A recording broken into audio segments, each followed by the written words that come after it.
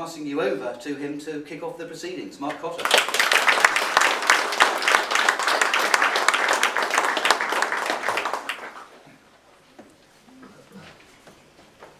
Won't mention the Cardiff City Wolves result, John. Lucky. Ladies and gentlemen, his real name, the defendant's real actual name, is Hawley Harvey Crippen. And in 1894 he married the victim in this case, Corinne Turner, although perhaps better known by her stage name of Belle Elmore. At the time that he married her, he was working in a homeopathic pharmaceutical company in the United States of America. But in 1897, the couple, no doubt still happy at that stage, moved to England. And in 1905, they moved to 39 Hilldrop Crescent, rented accommodation. Crippen was not a wealthy man and did not earn a great deal. And in order to augment the income that he received, lodgers were taken in at that address, which was a fairly sizable premises. In due course, Crippen's wife, the victim, entered into a relationship with one of the lodgers. And it may be that in response to that, although it may not be relevant, that Crippen himself entered into an affair with a young Ethel Lenave. In 1910, Crippen's financial state was personally not healthy, although on deposit in a bank account there was a substantial amount of money, but that money was half held in the name of his wife. The Crown say that in 1909 Mr. Crippen's wife had become tired of him, and she knew at that stage that his mistress was Ethel Lenave.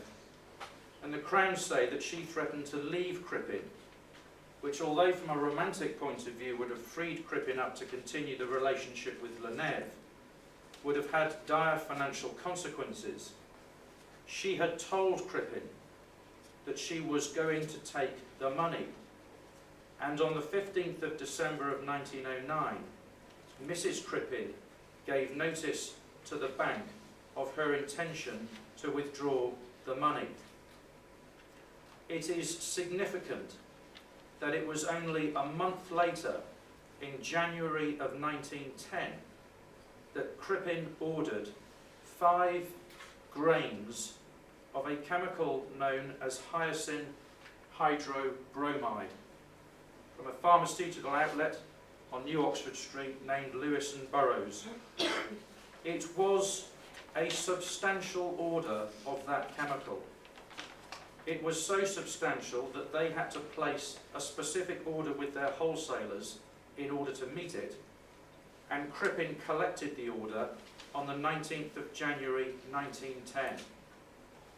As I've said, only a month after, the wife had indicated to the bank that the money was to be withdrawn. On the evening of the 31st of January 1910, only 10 days or so after the poison, as it turned out to be, was picked up, there were guests at the Crippen household for dinner, a couple, the Matinettis, friends of the Crippens. They stayed late. The Matinettis left at about 1:30 in the morning. It was the last night that Mrs. Crippen was and has ever been seen. The very following day, on the 1st of February of 1910, Crippen pawned a diamond ring, and he pawned some earrings for £80. And that very night, Ethel Lenave slept at 39 Hilldrop Crescent. 2 days later, 2 letters were received by the secretary of the Music Hall Ladies Guild.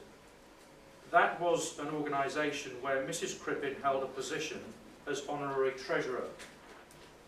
The letters explained that Mrs. Crippen was resigning from her position as she had been summoned to the USA as one of her relatives had been taken ill. The letters were signed as being from Belle Elmore. But they were not, in fact, from Belle Elmore. They were not from Crippin's wife. They were not written in her hand.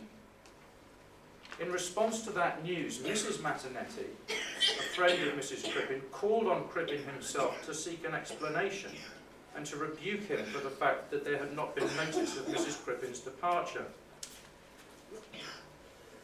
Following that, Crippen continued to pawn rings, and he pawned a brooch. And on the 20th of February of 2010, within 3 weeks of Mrs. Crippin's disappearance, he took Ethel Leneve to the ball of the Music Hall Ladies Benevolent Fund. And it was noticed by people at that ball that Leneve, Ethel Leneve herself, was wearing a brooch which was known to belong to Mrs. Crippen.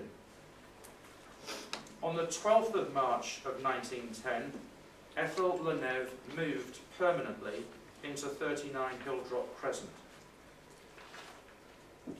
Just before Easter of 1910, Crippen told Mrs. Matanetti that Mrs. Crippen had been taken seriously ill in the United States of America, and that it was not expected that she would survive the illness. He also told her that if she did in fact die, he would be taking a week's holiday, travelling to France. On the 24th of March of 1910, the day before Good Friday, a telegram arrived for Mrs. Matanetti. It said as follows: "Belle died yesterday at 6 p.m. The telegram was sent from London's Victoria railway station, and it was sent just before Crippen and Ethel Leneve set off on a journey to Dieppe. A friend of Mrs. Crippen by the name of Mr. Nash was concerned as to events as they had developed, and he made a short trip to the United States of America to make some what turned out to be unsuccessful inquiries after Mrs. Crippen. He returned to London and spoke to Crippen himself, and with a feeling of overall dissatisfaction as to the answers he was getting, he went to Scotland Yard and reported his suspicions. Scotland Yard responded relatively swiftly. A week after Mr. Nash's visit, Chief Inspector Dew visited Mr. Crippen at his place of work. Crippen admitted that he had been telling lies about his wife's death, and then he advanced an alternative story. The alternative story he advanced was that she had in fact eloped with another man, and the reason that he had lied was to protect her and himself from any scandal that may result if it was known what had actually happened. Following the advancing of that story, Chief Inspector Dew obtained a search warrant and searched Hilldrop Crescent. He found nothing, and at that stage in the investigation, he was beginning to believe that Crippen had been truthful. But Crippen left for Antwerp. He left in the company of his lover, Ethel Leneve, and she was disguised as a boy. Chief Inspector Dew attended 39 Hilldrop Crescent to ask some further questions, and when he realised that they had disappeared, he raised the alarm. They were circulated as wanted, and Chief Inspector Dew decided to undertake a second search at 39 Hilldrop Crescent. It was during this second search that he went into the coal cellar, and probing the brick floor, he found the remains of a body. A body that the prosecution say was the wife of Mr. Crippen. It was buried in lime, but because the lime reacted with the damp, it did not destroy the body, but preserved it. Crippen and Leneve had in fact set sail for Canada by this stage on a boat named SS Montrose, Lenage still disguised as a boy. But with reports being circulated as to the fact that they were wanted, the captain of that vessel, Captain Henry George Kendall, believed that he recognised Crippen and recognised that the boy with Crippen was not in fact a boy. And in a swift act, he took the decision to send a telegraph, because the vessel was still within range of the land-based transmitters, and that telegraph was direct to the British authorities. And it said, quote, "Have strong suspicions that Crippen London cellar murderer and accomplice are among saloon passengers. Moustache taken off, growing beard, accomplice dressed as boy, manner and build, undoubtedly a girl." As the SS Montrose entered the St Lawrence River at the other end of its journey, it was awaited by Chief Inspector Dew, who had travelled ahead in response to the telegram. He boarded the ship, disguised as a pilot, and confronted Crippen. He said words to the effect of, "Good morning, Dr Crippen, do you know me? I'm Chief Inspector Dew from Scotland Yard." And after a pause, Crippen replied with words to the effect of, "Thank God it's over. The suspense or the anxiety had been too great. I couldn't stand it any longer." It is reported that he held out his hands for the handcuffs. The analysis of the remains found in the cellar was carried out partly by a man by the name of Bernard Spilsbury. He reported, "Human remains found 13th of July, medical organs of chest and abdomen removed in one mass, 4 large pieces of skin and muscle, 1 from lower abdomen with old operation scar 4 inches long, broader at lower end, impossible to identify sex. Hyoscine found, the very same chemical that had been purchased by Mr Crippen, 2.7 grains. Hair in Heinz curler, roots present, hair 6 inches long.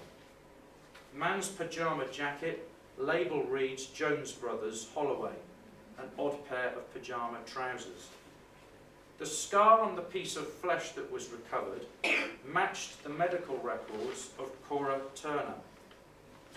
In January 2009, 3 pairs of pyjamas had been delivered by Jones Brothers, 239 Hilldrop Crescent.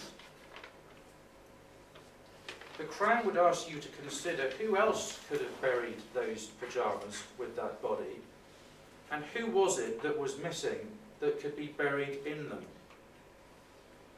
It's also true that the curler with the blonde hair supports the assertion, together with the presence of the poison, ordered after the notice to the bank withdrawal had been sent, that this was none other than the body of the missing wife. The prosecution's case is that in the early hours of the morning on the 1st of February 1910, after the Matinettis had left the party at the Crippen's house, Dr Crippen decided it was time to put an end to Bell and to continue his affair with Ethel. Our case is that he mixed a medication, hydrobromide of hyoscine, which you may also have heard of referred to as nightshade, probably in one of her drinks, and there is some evidence to suggest that he may also have shot her. Neighbours later reported hearing shouts, pleas for mercy, and what sounded like either a door slamming shut or a distant gunshot. A revolver was subsequently found at the address. We say he then took the body to the cellar, used his medical knowledge to disembowel it, to decapitate it, and to dispose of it piece by piece. Ultimately, though, for reasons best known to him, the decision was made to leave the rest behind. Maybe he panicked as all other events began to develop following her disappearance. And that, ladies and gentlemen, is a summary of the evidence that the prosecution relied on in the case against Dr Crippen.